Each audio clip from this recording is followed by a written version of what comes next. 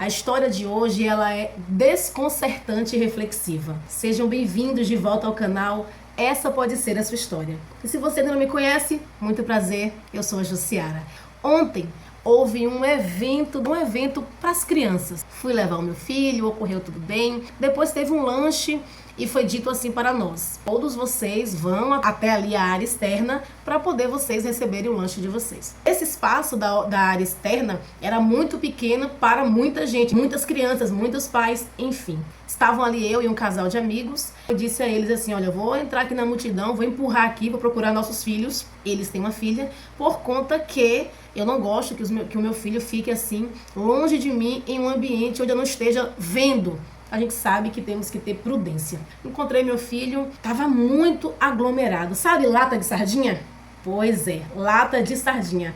E particularmente, eu odeio esses ambientes assim, super lotado. Ambientes que você não pode se movimentar, que você não pode ver direito. Então assim, esse tipo de ambiente, ele me deixa totalmente desconcertada. E aí assim, meu filho estava muito empolgado. Vocês sabem, né? Criança, tudo empolga uma criança. Mesmo coisas que ela tem ali no dia a dia dela. Ainda assim, ela fica empolgada. Faz parte da característica da criança. O meu pequeno é todo empolgado lá, com um bando de criança. E eu fui ficando por conta dele. Eu fui até o rapaz e eu queria pegar um sorvete para uma menina, uma criança que não conseguiu pegar por conta da aglomeração. Ela também não gosta. E eu perguntei: tem sorvete ainda? O cidadão disse: lanche é para as crianças. Os pais só vão lanchar se sobrar, mas o lanche é para as crianças. Eu não gostei daquilo. Voltei. Cheguei próximo aos meus amigos, eu disse assim para eles: nossa, tá tão desorganizado isso aqui, uma bagunça, um calor, um mar de gente. Se o lanche não era para todo mundo,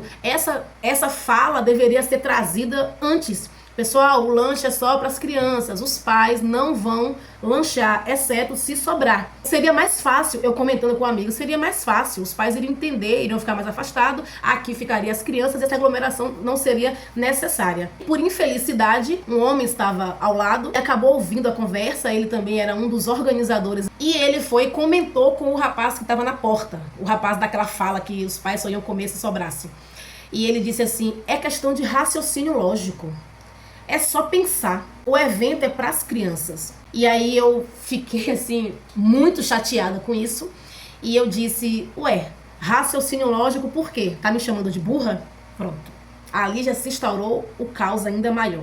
E ele disse: não, minha irmã, é porque realmente é questão de raciocínio lógico mesmo. Eu disse: não, meu irmão, é questão de comunicação assertiva. Muitos pais que estão aqui esperando a vez deles poderiam já estar lá fora com os seus filhos que já comeram, então já diminuía aqui esse fluxo. E aí ele falou assim: não adianta não, minha irmã, porque eu trabalho com gente há 17 anos, sou da polícia, e eu sei como gente é. Eu falei: eu sei que lidar com as pessoas é difícil. E ele disse assim: por exemplo, eu vi mães aqui comendo antes dos filhos. E eu disse: esses são a minoria. Você deveria ter uma atitude baseada na maioria. A maioria dos pais iriam compreender isso e já teriam se retirado. E aí gerou ali uma pequena...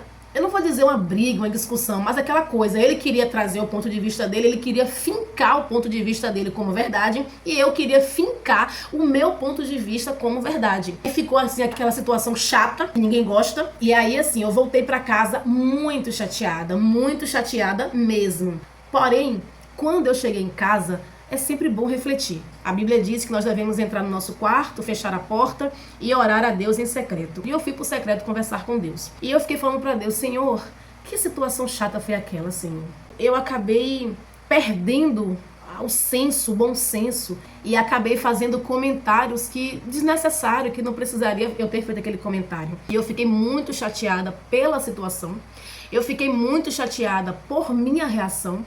Fiquei muito chateada pela bagunça, pela desordem, por aquele homem ter sido enxerido, mas depois eu acabei entendendo ele, como ele fazia parte do evento, ele achou a minha fala injusta, já que ele estava ali à frente há muito tempo, também estava cansado. A Bíblia fala dos tolos, e nós dois fomos tolos. Eu estou reconhecendo a minha parte, estou reconhecendo a dele. Se ele vai reconhecer depois, eu não sei. Mas eu percebi a minha tolice, e eu fiquei me perguntando como que isso poderia ter sido evitado. E eu pensei: infelizmente, muitos de nós, em algumas situações, nós somos tentados a exigir do outro um comportamento que nos favoreça e um comportamento que nos agrade. Claro que eu queria que o meu ponto de vista fosse fincado ali, a bandeira do meu ponto de vista, e eu queria que ele reconhecesse que ele estava errado. Claro que ele queria que o ponto de vista dele fosse fincado ali, que eu reconhecesse que eu estava errada. É um erro isso. Nós não podemos exigir do outro aquilo que cabe a nós. Por exemplo, se ao invés de eu exigir que houvesse ali uma comunicação assertiva para que aquela desordem não se instaurasse ali, aquele caos de gente, e se eu mudasse essa perspectiva e eu viesse a construir uma comunicação assertiva comigo, ao invés de exigir do outro?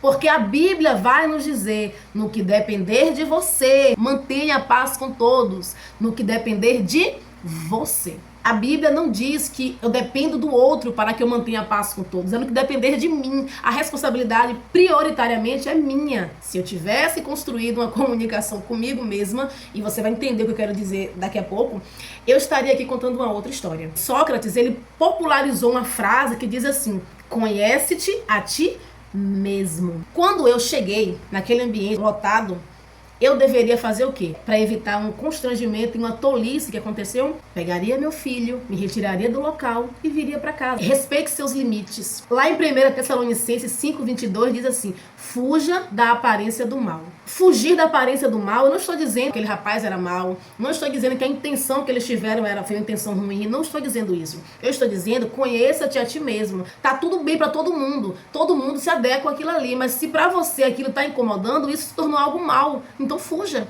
Não é fugir do mal no sentido da aparência do mal, no sentido de que tudo que foi construído ali foi mal. Não é isso que eu estou dizendo. Estou dizendo fugir da aparência do mal no sentido de você se conhecer e perceber que o ambiente, por mais bacana que seja para a maioria, para você não se adequa, então sai. Já viu aquela frase que fala assim, os incomodados é que se mudem? Essa frase nunca se enquadrou tão bem na minha vida como deveria ter sido feita por mim ontem. Eu estava incomodada. Qual era o meu papel? Simplesmente me retirar do local. Apesar que eu não estava com intenção nenhuma de discutir. Só foi uma coisa, bum, assim, sabe? O rapaz se meteu na minha conversa e pá! Eu acabei ali respondendo na lata e virou ali um pequeno debate ali de quem tinha razão e ficou chato. Se ele não tivesse me dito nada, eu ia pra casa, não ia passar por mais ninguém. Mas ele se meteu e acabou que eu já estava saturada e gerou esse constrangimento que eu particularmente não gosto disso. Outra coisa, não se sujeite a situações de caos só para agradar o outro, mesmo que esse outro seja o seu próprio filho. Eu fiquei ali prioritariamente para agradar o meu filho e fui contra as minhas emoções. Eu fui contra olhar para aquele ambiente e dizer, meu Deus, tá muito calor, tá muito cheio, tem muita gente me empurrando, eu não tô conseguindo dar um passo. Simples. A Bíblia diz assim, nem deis brecha ao maligno. Eu quero reiterar, eu não estou dizendo que aquele rapaz era o maligno. Eu não estou dizendo que a boa ideia de trazer para as crianças aquele momento maravilhoso era o maligno. O maligno, o que ele mais gosta é encontrar oportunidade para trazer o caos entre pessoas, caos na família, com os amigos, entre irmãos de fé. Esse é o papel do maligno, é trazer caos. Ele gosta disso. E ele fica ali buscando oportunidade para isso. Aí a Bíblia vem e nos diz, nem desbrecha ao maligno. Tá ruim? Tá desconfortável? Saia. Se retire. Eu quis permanecer ali para agradar o meu filho, o maligno se instaurou naquela situação, porque a Bíblia diz que ele anda ao derredor nos observando. Claro que o maligno percebe ali todas as nossas emoções, nosso rosto, nosso gesto, nossa forma de olhar, ele vai captando ali todos os nossos comportamentos e ele vai construindo uma teia para nos pegar. A Bíblia também vai nos dizer, todo homem seja tardio para falar, tardio para se irar e pronto para ouvir. Comece se ouvindo. Eu não estou mais conseguindo lidar com essa situação. E em qualquer situação que você veja que você vai perder-se, você vai sair da sabedoria e vai entrar na tolice, ouça suas emoções, ouça os seus sentimentos para que você se livre das ciladas do maligno, porque ele é maligno. Ele não brinca de ser maligno, ele é maligno. Ao invés de exigir do outro, exija de si próprio, entre aspas.